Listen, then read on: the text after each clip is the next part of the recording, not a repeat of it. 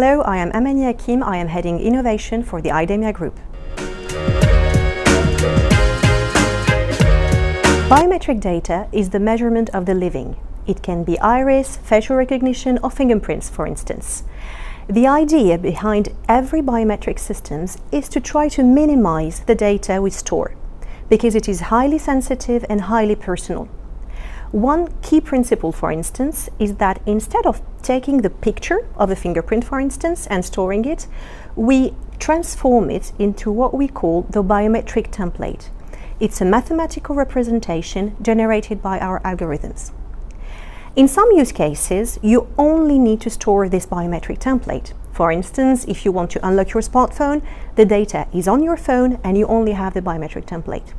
But think about the movies that we've all seen with forensic applications.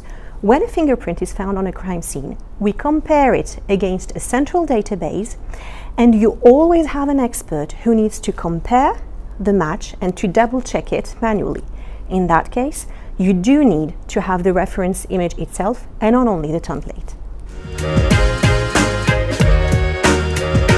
Governments and companies who do hold biometric data are very controlled. More and more regulations such as GDPR are issued to ensure that your data is managed with the right level of security and privacy.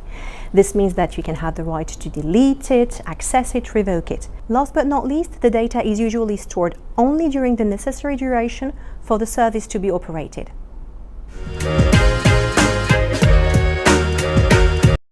As I just said, biometric data is really managed securely. Service providers, you could think about banks or government entities having access to your biometric data, have strict controls in place.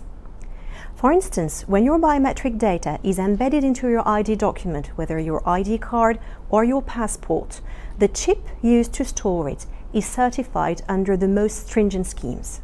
Manufacturers like IDEMIA also have a key role to play.